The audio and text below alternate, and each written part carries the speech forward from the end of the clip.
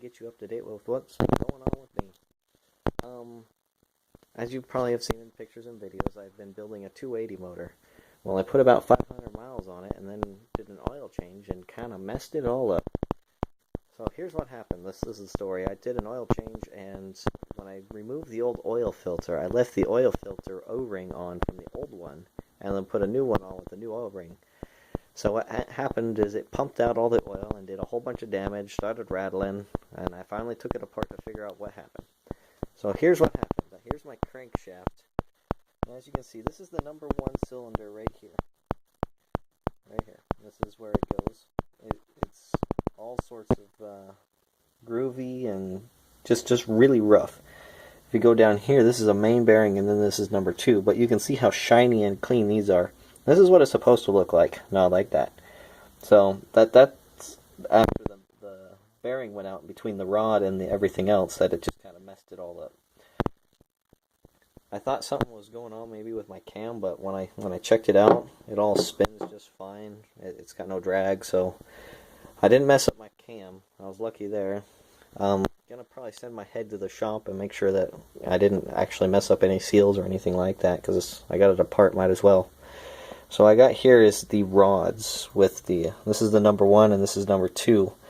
So in the number 1, you can see right in there that it's just really rough. Like that main bearing, that bearing came apart and it just destroyed it. Over here, I have the bearing in this one still, because I want to send this one because I think there's possibly some damage. This is what's left of the main bearing. It's just razor thin, you know, all beaten up. I don't know what happened to the rest of it.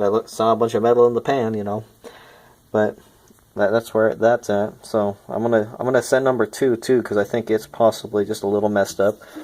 With the here, you can this is just there's just it's supposed to have more play than that. So let's see what they can do about that.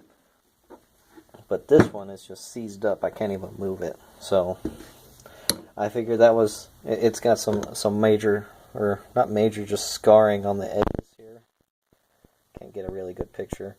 I gotta see if that's gonna cause me an issue later.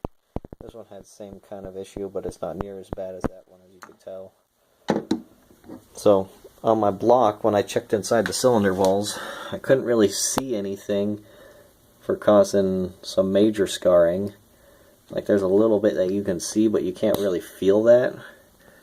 Like if you go to this one, it's not that bad, but there is some. So we'll see what people think of that. But that's the 280 block right there. When I was driving it, I only got 500 miles on this thing. I was looking at the end of my pistons, and it looks like I've been running really rich. So I ran my Weber carb for a little bit, and I didn't really like how they performed. Over here, they had no top end power, so I decided to take them off, and I rebuilt these SU carburetors, put those on there. So I don't think either one was running really good. There was no top end with the SU carbs either. So I'm gonna probably end up trying to find a harness and put together the 280 injector manifold, but I have to find a harness and a computer. But if I do that, that's going to make it easier for me to put my turbo that I have sitting over here on once I figure out how to do that. So that's where I'm at right now with the 280 motor. I just bought a 260 that has a really good body comparatively to my 240, so I'm gonna show you guys that at some point in time. Alright, but that's where I'm at with this 280 motor. I'll talk to you guys later. Have a good one.